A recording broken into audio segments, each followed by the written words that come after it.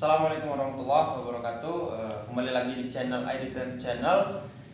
Kali ini pada malam hari ini kita membahas tentang isu yang lagi hangat di kalangan masyarakat tentunya, yaitu tentang pernyataan dari salah satu tokoh yang ada di Indonesia, yaitu Bung Edi Mulyadi, yang menyinggung tentang IKN, Ibu Kota Negara, yang dia menyebut di situ bahwa ibu kota negara kita ini yang baru itu di Kalimantan tepatnya sebagai tempat jin bong anak, yang dinilai oleh masyarakat luas, terutama masyarakat di Indonesia, menyinggung perasaan masyarakat Kalimantan dan masyarakat Indonesia pada umumnya. Baik, untuk mengulas isu tersebut, saya atau kami di sini mengundang dua tokoh narasumber kita dari Pringsewu khususnya. Yang pertama ada Bang Arif Nur Afin SPD. Dia ini sebagai ketua jaringan aktivis mahasiswa Pringsewu. Selamat malam, Bang. Selamat malam. Yang kedua kita hadirkan Sekretaris Umum Pengurus Cabang Pergerakan Mahasiswa Islam Indonesia Cabang Pringsewu, sahabat Khairun Nupus Eskom. Selamat malam, Bang. Malam. Baik, tanpa berlama-lama lagi kita mulai perbincangan pada malam hari ini tentang isu yang lagi hangat belakangan ini. Mungkin dari kedua tokoh siapa dulu ya? Bang Arif Nur Afin dulu. Gimana tanggapan Bang Arif Nur Afin ini tentang isu yang lagi hangat yang disampaikan oleh salah satu tokoh, yaitu Edi Mulyadi, tentang ibu kota negara ini sebagai tempat, katanya tempat jin buang anak. Gimana Bang tanggapannya, Bang? Oke, baik. Bismillahirrahmanirrahim. Assalamualaikum warahmatullahi wabarakatuh. Terima kasih atas undangan dari sahabat Dafa yang pada malam ini mengulas tentang salah satu isu yang dinilai melukai martabat masyarakat Kalimantan. Nah, jadi terkait dengan pernyataan Edi Mulyadi, saya kira memang itu sangat-sangat melukai perasaan masyarakat Kalimantan pada umumnya, karena pernyataan dari salah satu tokoh yang katanya seharusnya itu tidak perlu dikeluarkan dengan kata-kata yang menurut saya sadis, ya, karena mau bagaimanapun status IKN itu kan sudah melalui kajian-kajian yang sudah dilakukan oleh pemerintah, melalui timnya. Di situ ada BPN, di situ ada Bappenas, di situ ada PU, yang tentunya sudah melalui studi kelayakan. Ya.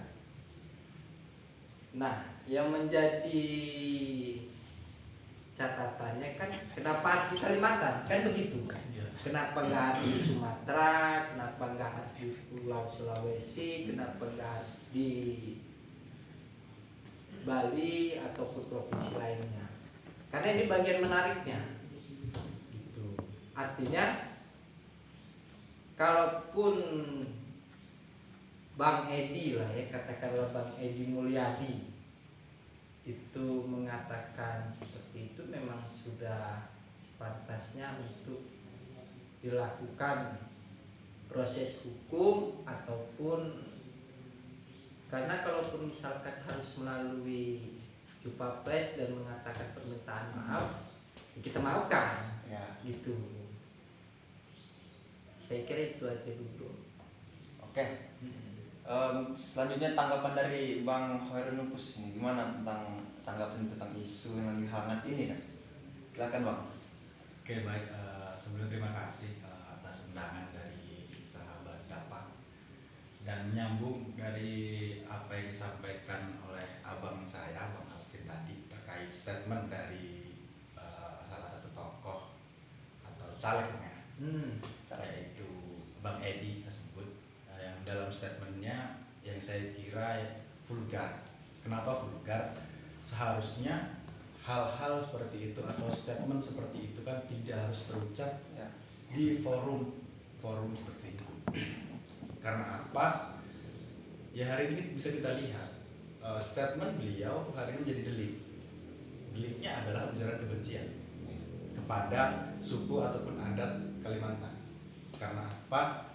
Karena memang dalam statement tersebut ada upaya diskriminasi, ada upaya pelemahan, ada upaya setidaknya ketidakpercayaan atas atau Bang Edi tersebut tentang apa yang sudah menjadi konsensus pemerintah bahwasanya ibu kota akan dipindah ke Kalimantan. Gitu.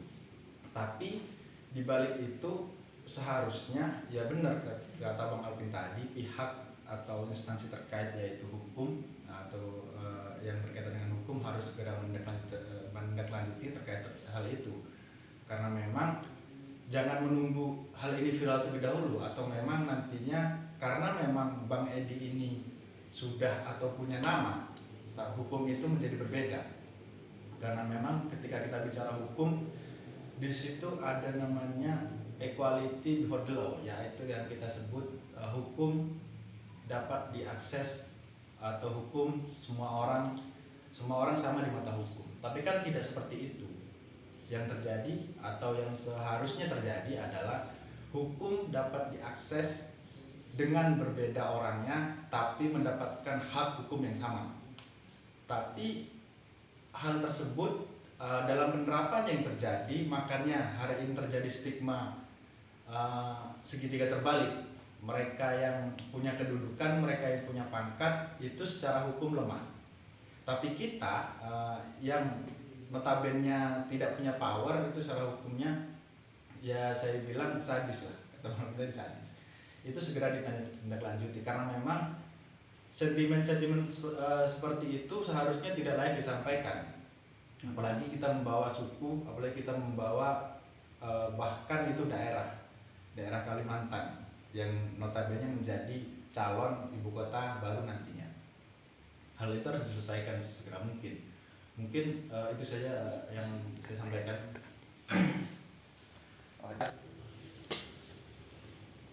Baik, berarti yang saya tanggapi dari pernyataan dua narasumber kita ini bahwa statement yang dikatakan atau yang diucapkan oleh Bung Edi ini ya tidak sepatutnya diucapkan seperti itu. Yang saya tanyakan lagi, statement-statement seperti ini apakah berdampak negatif ataupun ada dampak positifnya bagi nilai kesatuan dan persatuan khususnya di Indonesia gitu Bang. Mungkin dari Bang Arif Nur Apin, apa dampak positif dan negatifnya tentang statement yang dikatakan oleh Bung Edi ini? Ya, tentunya perkataan kasar itu sudah pasti melukai masyarakat dan itu akan berimplikasi pada nilai-nilai persatuan, persaudaraan. Itu sudah pasti karena berkaitan dengan nilai-nilai persatuan dan persaudaraan itu kan harus disongsong dengan yang namanya nilai-nilai saling menghormati dia, saling menjaga juga dia, dan saling mengasihi juga dia. Toleransi Bang. Iya. Itu Bang ya. Iya. Dari Bang Khairul Nubus, tanggapannya gimana? Akan dampak apa ke depannya bagi persatuan dan kesatuan di negara ini? Oke, saya kira jelas ya, statement tersebut jelas melukai, terkhususnya saudara-saudara kita yang berada di Kalimantan. Karena apa? Bisa dilihat, sebenarnya saya tidak tahu momennya seperti apa dan tujuannya seperti apa. Karena memang di tren ataupun kebiasaan politik kita akhir seperti ini kan isu agama dan isu adat ini kan kental dan banyak delik yang akan disampaikan di situ, baik untuk mencari sensasi atau prestasi. Gitu. Kenapa? Saya kira Bung Edi ini kan orang berpendidikan dan ada hal etis di atas pendidikan, yaitu toleransi. Apabila dia yang merasa kaum terdidik tidak punya toleransi, perlu dipertanyakan selama ini apa yang dipelajari oleh beliau ini kan gitu. Saya kira itu dampak negatifnya, banyak masyarakat dan umumnya masyarakat Indonesia saya kira cedera oleh statement beliau, dan dampak positifnya adalah statement beliau ini merupakan momentum persatuan, karena memang kalau tidak ada pemantiknya, kalau tidak ada statement dari beliau, mungkin ya kita adem ayem aja, nggak ada koagulan, nggak ada penariknya, nggak ada semacam nggak ada titik sentrisnya gitu, nggak ada titiknya kenapa kita harus bersatu. Mungkin itu adalah momentumnya gitu. Dan kedua, itu adalah momentum untuk pihak-pihak hukum, untuk polisian khususnya, untuk bagaimana membuat sebuah antitesis bahwasannya hukum, siapapun yang melanggar hukum akan diadili yang sepantasnya. Baik, ngomongin isu ini Bang ya, kebetulan kan abang lo ini aktivis mahasiswa Bang ya. Ada nggak sih nanti atau kedepannya apa ya namanya, gerakan-gerakan atau demo gitu, atau ya unjuk rasa untuk menuntut statement yang dikatakan Bung Edi ini, ya bahwa yang dikatakan ini ya tidak baik dan mencederai masyarakat Indonesia pada umumnya. Mungkin dari PMI sendiri ada nggak sih nanti gerakan atau ya unjuk rasa atau seperti apa, demo segala macam nanti gitu kan? Mungkin dari PMI sendiri ada nggak sih nanti mungkin diskusi atau gimana gitu? Mungkin untuk diskusi ada, itu pasca statement itu pun kita sudah berdiskusi tentang itu. Tapi untuk gerakan ataupun aksi massa saya kira tidak perlu gitu, karena perlu dipahami juga hari ini kan zamannya 4.0, bahkan mau fair gitu kan. Artinya tidak harus kita turun ke jalan, aksi tagar itu kan lebih masif. Saya kira bahkan untuk gerakan mahasiswa hari ini, mereka yang turun ke jalan pun nggak tahu isu apa yang dibawa. Dan saya kira ketika kita turun ke jalan untuk hari ini ya, untuk pendapat saya itu sebuah ekapisme, itu adalah sebuah kegagalan mahasiswa hari ini membaca isu dan memanfaatkan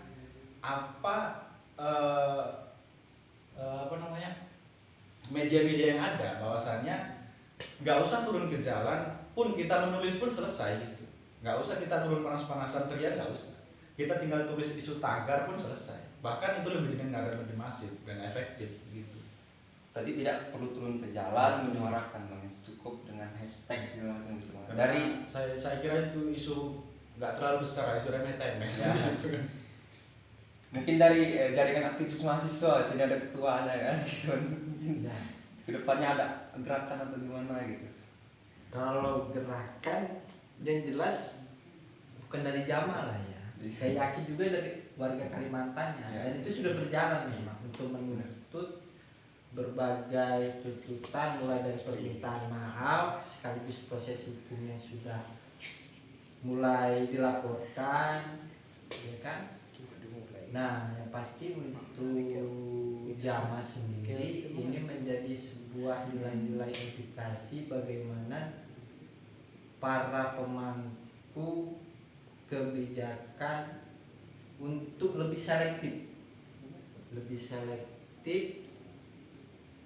sekaligus lebih melihat diksi-diksi yang tepat itu dalam penggunaan bahasa yang sesuai, perkataan yang sesuai dengan perkataan yang benar, apalagi ini diucapkan oleh salah satu caleg dari Partai Keadilan Sejahtera.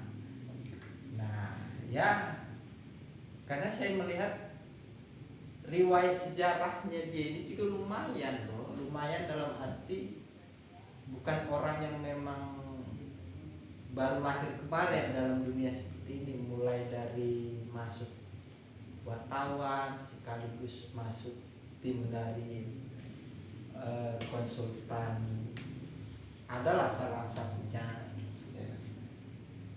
Jadi saya kira selesai Pak. Selesai Bang. Ya selesai. Berarti Cuma nggak- itu penyelesaiannya saya juga nggak tahu. Berarti dari Jamal sendiri nggak ada gerakan gitu kan? Ya nggak ada. Siap, siap. Dari kasus ini yang mungkin ada kasus hukum yang harus ditegakkan Bang ya. Mungkin dari abang hukuman seperti apa yang menurut abang setimpal buat Bung Edi ini untuk mempertanggungjawabkan perbuatannya ini kan gitu. Cuman dari Bang Apin dulu mungkin. Ya kalau pandangannya hukum seperti apa yang harus diterima oleh Bang Edi, saya kira ini apa sih ya? Saya juga bingung menentukannya harus bagaimana dalam pengambilan keputusannya ya, gitu. Kalaupun kurungan penjara mungkin bisa reda juga, ataupun mungkin perminta maaf juga bisa, karena inilah nilai-nilai yang sudah dibangun oleh leluhur bangsa Indonesia. Saling memaafkan itu luar biasa kemungkinannya, begitu. Gitu. Kalaupun harus dihukum pasang badan mungkin bisa juga. Iya. Ya, dari Bang Harun Nupus gimana? Hukuman yang setimpal ada nggak? Untuk hukuman yang setimpal ya, jika kita melihat track record dari yang kejadian sebelum-sebelumnya, yaitu bisa kita lihat dari apa yang telah diucapkan Basuki Cahayapurnama dan juga apa yang diucapkan Ahmad Dhani, itu kan sama, deliknya adalah ujaran kebencian. Saya kira dihukum penjara pun ya layak gitu kan. Karena ada undang-undangan, yang undangnya juga ada. Benar. Gitu. Dan hal yang telah disinggung oleh beliau ini kan hal-hal yang sangat fundamental, yaitu adat. Gitu. Bahkan daerah yang beliau singgung. Artinya jika memang harus dihukum penjara pun ya layak gitu. Layak Bang ya. Pasca penjara ada sanksi adat. Kemudian ada hukum sosial dan masyarakat. Secara tidak langsung beliau kan menunjukkan ada seleksi alam yang beliau tunjukkan, karakter beliau kan ditunjukkan di situ secara langsung kan begitu. Bahwasanya beliau bisa dibilang tidak layak gitu, untuk menjadi sebuah calon. Gitu. Oke. Mungkin pesan buat kedepannya untuk ya khususnya ya tokoh-tokoh di Indonesia untuk ya tidak berbuat seperti ini lagi ke depannya, untuk penyampaian kata-katanya gitu kan, untuk ya tidak membuat statement seperti ini lagi ya statement seperti ini kan ya mungkin sering terjadi gitu kan, cuma ya berulang-ulang gitu ya. Terus gimana cara bahasanya itu ngasih tahu lah gitu, membuat tokoh-tokoh yang lain supaya menyuarakan suara mereka ya tidak harus seperti ini gitu kan. Bagaimana pesan-pesannya Bang buat seluruh rakyat lah pada umumnya, seluruh masyarakat, bahwa ujaran kebencian ini ya tidak boleh, karena negara kita dan negara toleransi untuk saling menghargai baik dalam agama maupun suku, karena ya kita negara Pancasila ya, seperti itu Bang. Gimana Bang? Dari Bang Nupus dulu. Kalau untuk saya sih, bagaimana teknisnya, kita kan bicara beliau ini kan bukan orang yang lulus SD. Beliau ini kan bukan orang yang notabene tidak terdidik. Beliau ini kan mempunyai track record yang bisa dibilang wah gitu. Artinya untuk hal-hal seperti itu seharusnya tidak perlu kita tunjukkan jalannya seperti apa. Mereka ini kan seharusnya sudah tahu gitu. Artinya nanti ke depannya ya saya harap juga dari pihak instansi hukum terkait ada sanksi yang lebih yang lebih membaratkan gitu loh, agar supaya hal-hal seperti ini kan tidak terjadi berulang dan berulang kembali kan. Baik, Bang Arif Nuratin gimana tanggapan buat pesan dan kesannya? Ya, kalau saya sendiri hanya perlu mengingatkan untuk kawan-kawan yang lain yang di situ aktif dari berbagai elemen, baik dia pewarta, akademisi, aktivis. Saya hanya mengatakan beda pilihan itu hal biasa. Ya, beda pilihan itu hal biasa, tetapi menyatukan persaudaraan itu yang luar biasa.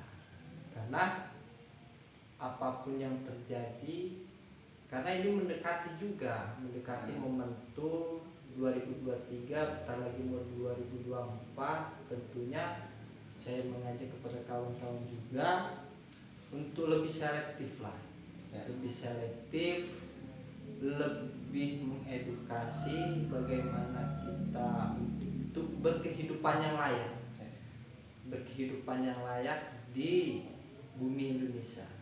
Itu aja Mas. Gitu Bang. Baik,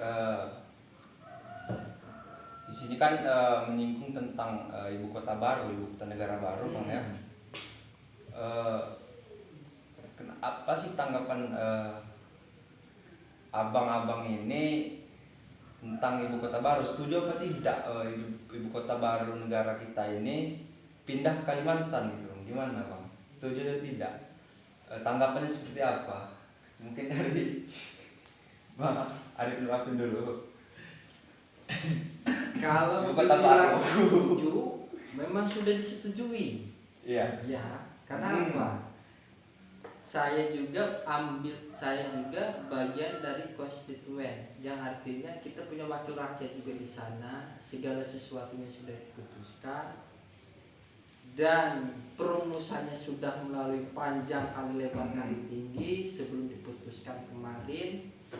Ya setuju Bang ya. Iya, karena mungkin nantinya, karena persisnya kan ini belum difinalkan, yang artinya pembagiannya harus bagaimana sih. Ada yang bilang itu nanti setelah ibu kota negara pindah ke Kalimantan, Jakarta itu menjadi bagian sentra ekonominya, ataupun diambil kedua-duanya sebagai metropolitan juga, kan gitu. Oke, dari Bang Nupus gimana? Setuju atau tidak gitu Bang? Ibu kota dipindah ke Kalimantan. Untuk terkait setuju atau tidak ya, atau bicara Penjelasannya juga tentunya Bang. agree atau disagree kan, artinya semua itu kan sudah menjadi sebuah pertimbangan. Dan hari ini sudah disepakati bahwasanya ibu kota akan pindah ke Kalimantan. Saya kira ya saya setuju, karena apa? Berbicara titik sentral bahkan perekonomian, politik segala macam di Jakarta. Kelayakan di Jakarta ini kan sudah tidak layak lagi gitu. Baik dari segi huni masyarakatnya, udara dan lain sebagainya. Kenapa ibu kota itu ada usul ataupun ada pertimbangan dipindah agar supaya perputaran ekonomi dan lain sebagainya itu merata, bukan hanya sentral Jawa saja, bukan hanya di Pulau Jawa saja, tapi di setiap pulau Indonesia ini merata kan. Mungkin untuk dibilang setuju atau tidak ya saya setuju. Setuju Bang ya. Iya. Tapi banyak yang beranggapan bahwa kenapa sih harus di Kalimantan gitu Bang? Kenapa nggak di Sumatera, Papua atau Sulawesi gitu kan? Karena Kalimantan ini kan katanya kan paru-paru ini dunia katanya Bang ya. Kenapa harus Kalimantan gitu Bang ya? Mungkin kenapa nggak di Sumatera gitu, di Sulawesi gitu Bang? Kenapa kira-kira kok bisa mengusulkan wakil rakyat kita itu bisa mengusulkan bahwa ibu kota dipindah ke Kalimantan? Kenapa nggak di daerah-daerah lain, terutamanya Papua yang belum maju kan, seperti itu. Kalau ngomongin masalah ekonomi kan seperti itu. Gimana Bang? Dari Bang Nubus dulu, gimana? Kenapa harus Kalimantan gitu Bang? Untuk kenapa sebab dan musababnya seperti apa kan saya nggak tahu persis pertimbangannya. Tapi kenapa? Saya kira apabila ditarik dari letak astronomis ya, garis lintang segala macamnya, Kalimantan ini kan berada di tengah-tengah. Dan seharusnya idealnya ibu kota itu kan berada di tengah-tengah, tidak terlalu ke kanan dan ke kiri. Begitupun kepercayaan kan begitu. Artinya ketika ibu kota dan titik perekonomian, titik politik itu berada di tengah-tengah, pencapaian atau pemerataannya itu lebih mudah. Mungkin seperti itu secara simpelnya, walaupun ketika ibu kota itu dipindah selalu ada untung rugi. Ya itu pun harus ada konsekuensinya dan kita tanggung bersama kan begitu. Apabila di Jakarta pun begitu ada konsekuensinya. Apabila pindah begitu pun ada konsekuensinya. Artinya ya mungkin seperti itu, pertimbangannya seperti itu. Kenapa dipindah Kalimantan? Karena Kalimantan berada di tengah-tengah. Strategis bang ya berarti ya. Jadi bang Apin gimana bang? Kok bisa Kalimantan gitu bang pindah? Kenapa kan Papua gitu kan bang? Iya. Nah, itu bagian menariknya ya. Kenapa harus di Kalimantan? Saya juga bertanya-tanya itu. Karena dulu termasuk di Sumatera ini masuk radarnya loh, Ya, masuk ya. radar ya, masuk radar dalam calon ibu kota negara. Saya hanya mengatakan sebelum ditunjuk dan dipilih itu sudah pasti melalui macam-macam faktor lah, macam-macam faktor yang di situ didukung melalui kemapanan sekaligus penunjang. Karena ada yang mengatakan bahwasanya Jakarta itu akan tenggelam ataupun yang lain-lain pada penduduk sudah pasti di Pulau Jawa, terutama di Jakarta. Nah, kalaupun di Kalimantan mungkin saya hanya ingat ini salah satunya faktor kebencanaan. Karena di Kalimantan itu kalaupun masih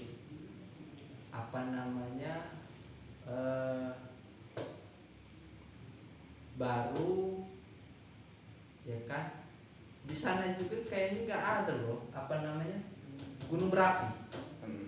Gunung berapi dan memang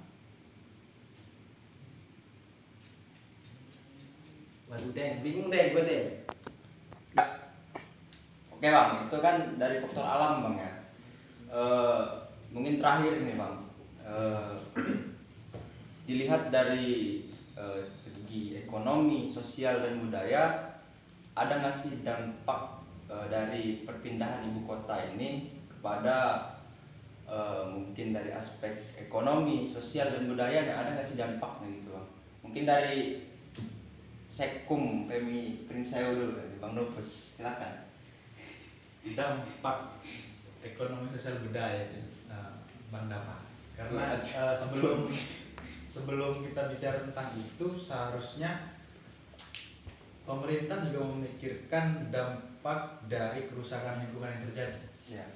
Karena bahwasannya jangan sampai kita memanfaatkan lingkungan ini hanya sebagai objek, hanya dieksploitasi dan diperkosa saja gitu. Bagaimana terkait penanggulangannya? Bagaimana satwa-satwa ada di situ? Bagaimana hutan lindung di situ? Nasibnya seperti apa? Itu kan harus dipikirkan pemerintah. Terkait dengan aspek ekonomi sosial budaya, sebelumnya kan pemerintah pada zaman Jokowi kan sudah mencanangkan ada bahasanya lumbung pangan yang sudah dicanangkan terlebih dahulu pada zaman Soeharto, yang itu gagal dan hari ini terbengkalai. Hal-hal seperti itu kan seharusnya menjadi kajian lebih untuk pemerintah. Apabila ibu kota ini dipindah di Kalimantan, aspek ekonomi sosial budaya saya kira pasti meningkat. Tapi perlu dipikirkan peningkatan ini lebih ke segi negatif ataupun positif. Itu kan perlu dipikirkan kembali oleh pemerintah. Artinya jangan hanya kepentingan politik saja dipindah, tapi untuk aspek sosial budaya ini kan harus dipikirkan juga. Ada adat yang sudah berdiri di situ dan ada contohnya Dayak, mereka nasibnya seperti apa? Itu kan harus dipikirkan. Untuk ekonomi saya kira pasti akan naik dan pasti akan menjadi sentral ekonomi kedua setelah Jakarta kan gitu. Mungkin hal-hal seperti itu seharusnya menjadi pertimbangan pemerintah lebih dahulu dan menjadi PR untuk pemerintah. Dari Bang Arif gimana Bang? Dilihat dari aspek sosial dan budaya. Kalau ditinjau dari segi ekonomi, sosial dan budaya, tentunya itu satu paket karena saya yakin IKN ini juga menjadi sebuah sejarah baru, menjadi sebuah peradaban baru yang hari ini sudah melalui tahapan-tahapannya, ya kan. Mungkin 2024 udah mulai duduk di sana semua, tapi kan bertahap, mulai PNS dulu atau nanti, karena itu kan berkelanjutan, nggak cuma 10 tahun 20 tahun pembangunan. Yang pada intinya itu tentu mempengaruhi sektor ekonomi sudah pasti, mempengaruhi sektor budaya sudah pasti, dan sosialnya sudah pasti. Dan saya yakin juga bisa dikatakan untuk merawat dari sisi ekonomi bisa ditingkatkan, merawat dari sisi budaya bisa ditingkatkan juga, sosial kulturnya mungkin bisa juga. Artinya nggak ada masalah Ya. saya harapkan. Karena jangan sampai hari ini terjadi dengan suku Betawi kan begitu. Ya. Mereka yang asli penduduk Jakarta terpinggirkan yang akan datang. Hal itu kan menjadi bahan edukasi dan pembelajaran pemerintah. Jangan sampai hal itu terjadi di IKN nanti kan begitu. Oke Bang, terima kasih Bang ya udah hadir di sini. Kayaknya berat banget diskusi malam ini. Lumayan berat Lumayan berat. karena saya nggak tahu ujung-ujungnya bakalan ke Melingkar. Ya. Karena kan yang kita undang di sini kan ya para ketua kan, aktivis-aktivis gitu kan ya. Bisa lah gitu kan. Iya. Gitu Bang. cuma saya bukan panitia. Kalau mungkin saya panitia itu mungkin saya jawab vulgar semua itu. Oke Bang, terima kasih Bang ya udah hadir Bang ya. Silakan. Mungkin besok atau kapan bisa hadir di sini lagi ya Bang ya. Baik, sekian podcast kali ini. Kita lanjut besok dengan narasumber yang berbeda tentunya, dengan judul yang berbeda juga tentunya. Saya akhiri, saya sebagai host di sini. Saya akhiri. Assalamualaikum warahmatullahi wabarakatuh.